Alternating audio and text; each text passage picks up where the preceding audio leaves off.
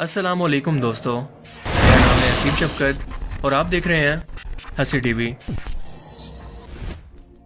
غیر مسلموں سے جب بھی قرآن پاک کو اللہ کا کلام نہ ماننے سے متعلق سوال کیا جائے تو عام طور پر ان کے پاس 4 سب سے بڑے اعتراض ہوتے ہیں جنہیں وہ دلیل کے طور پر پیش کرتے ہیں۔ نمبر 1 کہ محمد صلی اللہ علیہ وآلہ وسلم نے خود سے آیتیں بنا کر اس کتاب کو لکھا اور اسے اللہ سے منسوب کر دیا کہ یہ کلام آسمانوں سے اللہ نے نازل کیا ہے۔ دوسرا اعتراض کہ اسے لکھنے کے لیے محمد صلی اللہ علیہ وآلہ وسلم نے اس سے پہلے موجود کتابوں یعنی تورات، انجیل، زبور وغیرہ اور دوسرے صحیفوں کو استعمال کیا کیونکہ اہل کتاب کی کتابوں کے اندر زیادہ تر واقعات اور چیزیں ایک دوسرے سے ملتی جلتی ہیں۔ تیسرا اعتراض کہ محمد صلی اللہ علیہ وآلہ وسلم نے اس وقت کے کسی عالم دین یعنی یہودی یا کرسچن سے یہ کتاب لکھنے کے لیے مدد لی اور انہی لوگوں کی مدد سے یہ سب کچھ ملتا جلتا بالکل ویسا ہی قرآن کریم کے اندر نقل کیا جو کہ ان کی کتابوں میں تھا۔ اور چوتھا یہ کہ نعوذ باللہ محمد نے شیطان کی مدد سے اس قرآن پاک کو لکھا، جیسا کہ مشرکین مکہ ان کے بارے میں کہا کرتے تھے کہ اسے جنات کا سایہ رہتا ہے اور پریشان قسم کے خواب آتے ہیں۔ پر ان دعووں کی عقلی اور لاجیکلی طور پر حقیقت دراصل ہے کیا، اور کیا ان دعووں کو تاریخی حقائق کی موجودگی میں کسی بھی طرح سے ثابت کیا جا سکتا ہے؟ عام طور پر اس طرح کے شکوک و شبہات والے سوال اٹھا کر غیر مسلموں کا ٹارگٹ ایسے لوگوں کو گمراہ کرنا ہوتا ہے جو کہ تاریخ اسلام یا اسلامی شریعت کا زیادہ علم رکھتے ہی نہیں ہیں اور ان کا ایمان کافی کمزور ہوتا ہے، کیونکہ یہ لوگ لاجیکلی طور پر چیزوں کی گہرائی کے اندر جا کر ان کو سمجھ ہی نہیں پاتے۔ پر آج کی اس ویڈیو میں ہم انہی 4 سوالوں کے ایسے لاجیکلی اور عقلی طور پر جواب دیں گے جن کے جوابات کو چاہتے ہوئے یا نہ چاہتے ہوئے بھی انہیں قبول کرنا پڑے گا، کیونکہ یہ لوگ تو قرآن کریم کو مانتے ہی نہیں ہیں، لہٰذا ان کے اور ہمارے درمیان جو چیز کامن ہے وہ ہے لاجکس، کامن سینس اور عقلی دلائل، جن کے بارے میں جان کر یقیناً آپ بھی بول اٹھیں گے کہ بے شک یہ قرآن حق اور سچ ہے، یہ اللہ کا کلام ہے، بے شک دنیا کی کوئی بھی طاقت چاہ کر بھی اسے خود سے نہیں لکھ سکتی۔ یہ ویڈیو کیونکہ تاریخی اور قرآنی حقائق کو عقلی طور پر وضاحت سے بیان کرتی ہے، لہٰذا اس ویڈیو کو ہم 2 پارٹس کے اندر ڈیوائیڈ کریں گے۔ تو سب سے پہلے یہ جان لیں کہ قرآن کریم پر کیے جانے والے یہ اعتراضات 4 ہی کیوں ہیں، اس سے زیادہ کیوں نہیں؟ اس کا جواب یہ ہے کہ ہر کتاب کی تحریر کرنے والے کا ایک آتھر ہوتا ہے یعنی لکھنے والا، اور اگر آپ اس کتاب کے لکھنے والے پر یقین نہیں کرتے تو آپ کے پاس صرف گنے چنے آپشن ہوتے ہیں، یعنی لے دے کر آپ کے پاس صرف 4 ہی آپشن بچتے ہیں کہ آپ اس پر اعتراض کریں، اور بالکل یہی معاملہ قرآن کا بھی ہے۔ اس کے معجزات اور حقائق پر تو غیر مسلموں کو بھی اعتراض نہیں، پر اس کے لکھنے والے پر اعتراض ہے۔ اگر ہم پہلے آپشن پر غور کریں تو وہ ہے کہ محمد صلی اللہ علیہ وآلہ وسلم نے خود سے قرآن لکھا۔ اگر ہم یہ بات مان لیں تو ان لوگوں سے میرا یہ سوال ہے کہ ایسا کیسے ممکن ہو سکتا ہے کہ رسول اللہ صلی اللہ علیہ وآلہ وسلم کی تمام احادیث کے بولنے کا سٹائل مختلف ہو جبکہ قرآنی آیات کے بولنے کا سٹائل بالکل مختلف ہو، یعنی حدیث سے بالکل الگ ہو، یعنی احادیث کے سٹائل سے بالکل واضح طور پر پتہ چلے کہ یہ کسی انسان نے بیان کیے ہیں، جبکہ قرآنی آیات کو دیکھ کر پتہ چلے کہ یہ سٹائل کسی انسان کا نہیں بلکہ اس سے بھی پہلے آنے والی الہامی کتابوں کا ہے۔ کیا کبھی ایک بار بھی ایسا نہیں ہوا کہ انجانے میں محمد صلی اللہ علیہ وآلہ وسلم نے حدیث کو بھی قرآن کے سٹائل میں بیان نہ کر دیا ہو؟ ہم دیکھتے ہیں کہ ایسا کبھی نہیں ہوا، دونوں کا سٹائل بالکل الگ الگ ہے، اور اس کا مطلب کہ ان کے سورس بھی الگ الگ ہیں۔ دوسرا ثبوت کہ کیا ایسا ممکن ہے کہ محمد صلی اللہ علیہ وآلہ وسلم نے خود سے قرآن پاک لکھا اور خود اس قرآن پاک کے اندر کئی بار اپنے خلاف بھی آیات شامل کر دی ہوں؟ مثال کے طور پر سورہ التوبہ آیت 43 کے اندر اللہ پاک فرماتا ہے، جس کا مفہوم ہے کہ محمد اللہ تمہیں معاف کرے، تم نے ان لوگوں کو کیوں اجازت دی، ان کے بہانے قبول کیے حالانکہ یہ لوگ جھوٹے اور منافق ثابت ہو جاتے ہیں۔ یہ قرآنی آیات ایک غزوہ کے موقع پر نازل ہوئی تھی جب رسول پاک صلی اللہ علیہ وآلہ وسلم نے جنگ کی تیاری کا حکم دیا تو جھوٹے اور منافق لوگ آ کر آپ کے پاس بہانے بنانے لگے تاکہ جنگ سے بچ سکیں، اور رسول اللہ کی طبیعت میں کیونکہ نرمی نمایاں تھی لہٰذا آپ نے ان سب کے بہانے قبول کر لیے، اور اسی بات پر اللہ نے آپ کو فرمایا کہ اللہ آپ کو معاف فرمائے، ایسا کر کے آپ نے غلطی کی ہے کیونکہ ایسے لوگوں کو ایکسپوز کرنا ضروری تھا۔ یہ آیت مبارکہ اس وقت نازل ہوئی جب رسول پاک صلی اللہ علیہ وآلہ وسلم نے اپنی بیویوں کے معاملے میں کچھ حلال چیزوں کو بھی اپنے لیے حرام ٹھہرا لیا تھا، اور اللہ پاک نے فرمایا کہ اپنی بیویوں کی محبت میں آپ نے خود سے ایسا کر لیا ہے کیونکہ اللہ تو ایسا نہیں چاہتا۔ اس پر پکڑ آ گئی ہے۔ یا ایھا النبی لم تحرم ما احل اللہ لک، اے نبی صلی اللہ علیہ وسلم کیوں آپ حرام ٹھہرا رہے ہیں اپنے اوپر وہ شے جو اللہ نے آپ کے لیے حلال کی ہے۔ تبتغی مرضات ازواجک، کیا آپ چاہتے اپنی بیویوں کی رضا جوئی؟ واللہ غفور الرحیم۔ اب دیکھیے یہ تیور بتا رہے ہیں اللہ تعالیٰ کی جو یہ ناپسندیدگی۔ یا ایھا النبی لم تحرم ما احل اللہ لک تبتغی مرضات ازواجک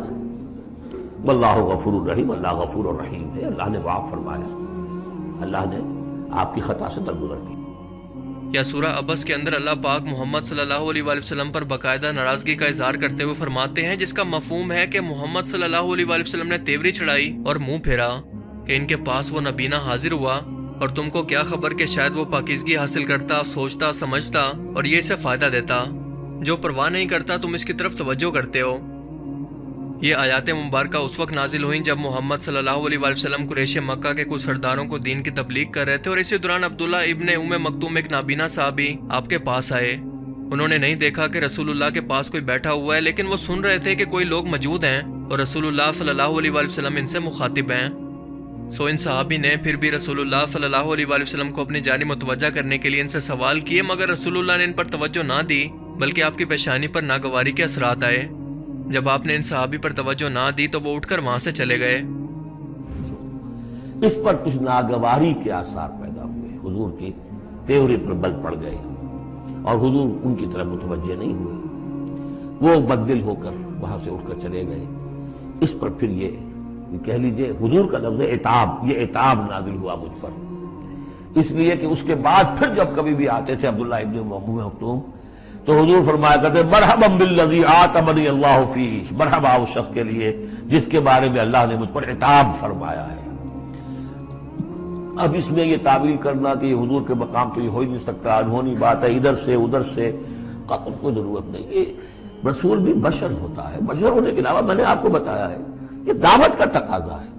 تو اللہ تعالیٰ اپنے بڑے بندوں کی جو ہے چھوٹی خطاؤں کے اوپر بھی ایسا انداز اختیار کرتے ہیں کہ جیسے ان سے بہت بڑی خطا ہو گئی ہے۔ تو یہ ہے سارے مسائل سامنے ہو تو پھر کوئی ضرورت کسی تعویل کی نہیں۔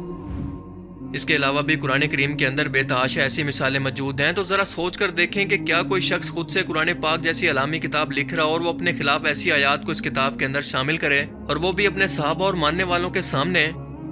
کیا یہ چیز کوئی لاجک بناتی ہے؟ کیا دنیا کا کوئی بھی شخص جو کہ اس طرح کی کوئی بھی کتاب لکھ رہا ہو اس کے اندر اپنی اس طرح کی باتوں کو بیان کر سکتا ہے؟ اس کا تو سوال ہی پیدا نہیں ہوتا۔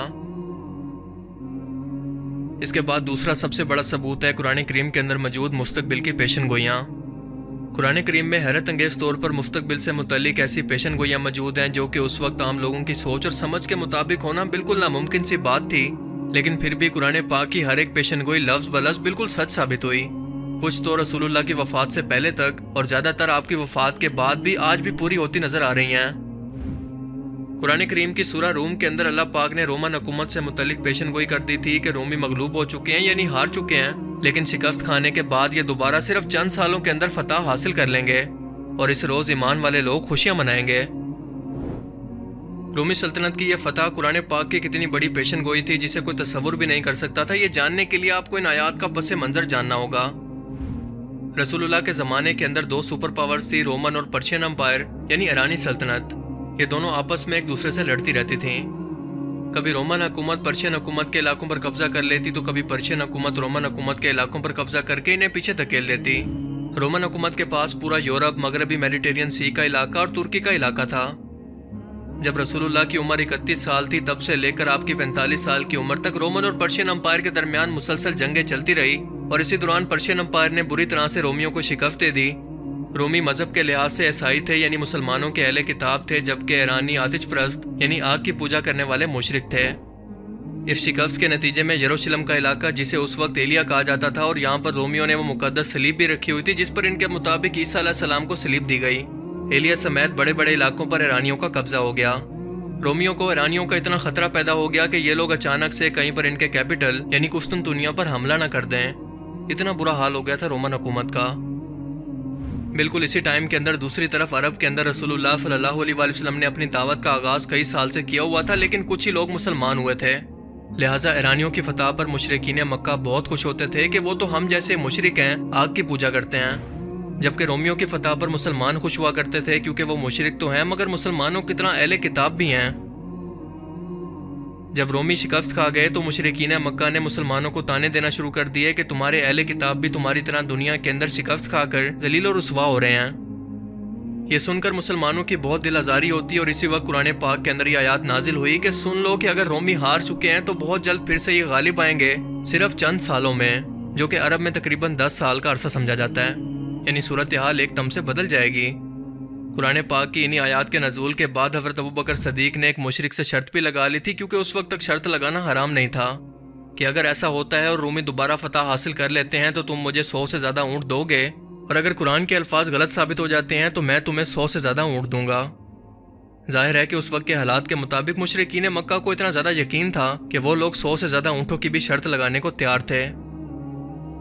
اور ہم جانتے ہیں کہ صرف 9 سال کے عرصے کے اندر قرآن کریم کی پیشن گوئی کے مطابق بالکل ایسا ہی ہوا، اور اس آیت مبارکہ کے مطابق 9 سال کے اندر ہی رومی بادشاہ ہرقل نے ایرانیوں کو عبرتناک شکست دے کر ان سے اپنا تمام چھینا ہوا علاقہ واپس لے لیا، جس کے اندر عرب سے جڑے تمام علاقے مثلاً شام، عراق اور فلسطین بھی شامل تھے۔ سورہ روم کی آیت 5 کے اندر اللہ پاک نے فرمایا کہ اس روز مسلمان بھی خوشیاں منا رہے ہوں گے، اور یہ اللہ کا وعدہ ہے، یہ ہو کر رہے گا۔ مگر سوال یہ تھا کہ مسلمان اس وقت کس بات پر خوشیاں منا رہے ہوں گے؟ اس کا اندازہ انہیں اس وقت ہوا جب رومیوں کی اس فتح کے وقت مسلمان عرب میں رسول اللہ صلی اللہ علیہ وسلم کی قیادت کے اندر جنگ بدر لڑ کر فتح حاصل کرتے ہیں اور دونوں خوشیاں مناتے ہیں۔ یہ سن 614 کا ٹائم ہے جب آپ صلی اللہ علیہ وسلم کی دعوت کو 9 سال ہو چکے تھے۔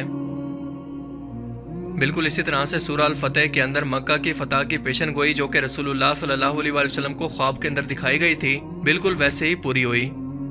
قرآن کریم کے اندر ایسی بے تحاشا اور بھی پیشن گوئیاں موجود ہیں جو کہ اس ٹائم کے اندر کسی بھی انسان کے لیے جاننا بالکل ناممکن سی بات تھی۔ تو سوال یہ ہے کہ رسول اللہ نے اگر قرآن کریم خود سے لکھا، وہ اتنے یقین کے ساتھ یہ پیشن گوئیاں کیسے کر گئے؟ کیونکہ اگر یہ پیشن گوئیاں غلط ثابت ہو جاتی تو کیا ہوتا آپ لوگ جانتے ہیں کہ یقیناً آپ کے ماننے والوں کے اندر بھی آپ کا خود کا سٹیٹس کمزور ہو جاتا۔ تیسری اہم ترین اور غور طلب بات یہ ہے کہ قرآن کریم مختلف موقعوں پر نازل ہوا ہے۔ مثال کے طور پر کسی یہودی یا کرسچن نے جب رسول اللہ سے کوئی سوال کیا جس کا جواب کسی کو معلوم نہیں تھا، تو اللہ نے وحی کے ذریعے قرآنی آیات نازل کی اور آپ کو اس کا جواب دے دیا، یا آپ نے کچھ ٹائم کے لیے اس کا انتظار کیا تاکہ اللہ کی طرف سے جواب آئے، کیونکہ اللہ کے رسول اس جواب کے لیے وحی کا انتظار کرتے، اور اگر آپ نے خود سے اس کا جواب دینا ہوتا تو اسی وقت موقع پر دے دیتے۔ آپ کو انتظار کرنے کی کیا ضرورت تھی؟ کیا ایسا اتفاق ممکن ہے؟ وہ بھی ایک بار نہیں بلکہ بار بار۔ اس کے علاوہ اللہ کا سب سے بڑا دعویٰ جو کہ قرآن کریم کے بارے میں ہے وہ یہ ہے کہ جن اور انسان سمیت دنیا کی تمام مخلوقات کو چیلنج ہے کہ اگر تم مل کر بھی قرآن کریم جیسی کتاب بنا سکتے ہو یا پھر اس کی ایک آیت کو بھی بنا سکتے ہو تو بنا لو، تمہیں قیامت تک کا چیلنج ہے۔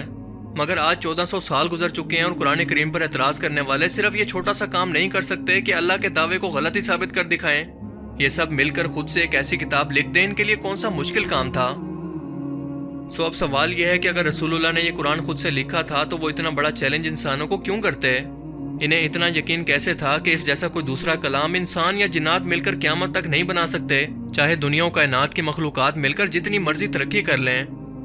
کیونکہ یہ دعویٰ رسول اللہ کا نہیں تھا بلکہ اللہ کی طرف سے تھا، اور اللہ کے الفاظ کبھی غلط نہیں ہو سکتے۔ ایک اور اہم نقطہ کہ اگر رسول اللہ خود سے اس کتاب کو صرف الفاظ سے بھرنا چاہتے ہیں تو غیر ضروری الفاظ یا تاریخ یا اپنی ذاتی معلومات ڈال کر اسے پر کر دیتے، جو کہ ایک آتھر کے لیے سب سے آسان کام ہے۔ مگر ہم دیکھتے ہیں کہ قرآن کریم کے اندر تو رسول اللہ کی فیملی اور پرسنل لائف کو تو ڈسکس ہی نہیں کیا گیا، اور انفیکٹ آپ کا نام بھی پورے قرآن کریم میں صرف 4 مرتبہ آیا ہے،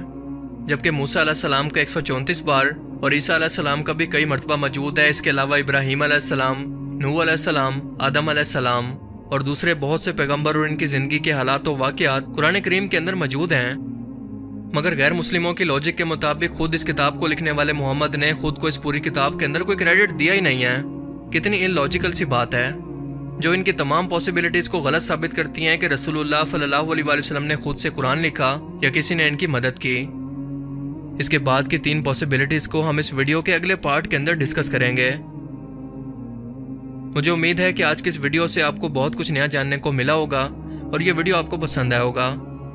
اگر یہ ویڈیو آپ کو اچھا لگا تو اسے لائک کیجئے، اور اب میں ملوں گا آپ سے ایک ایسی ہی نئی انٹرسٹنگ ویڈیو میں۔ تب تک کے لیے اپنا بہت سا خیال رکھیے گا۔ Thanks for watching this video.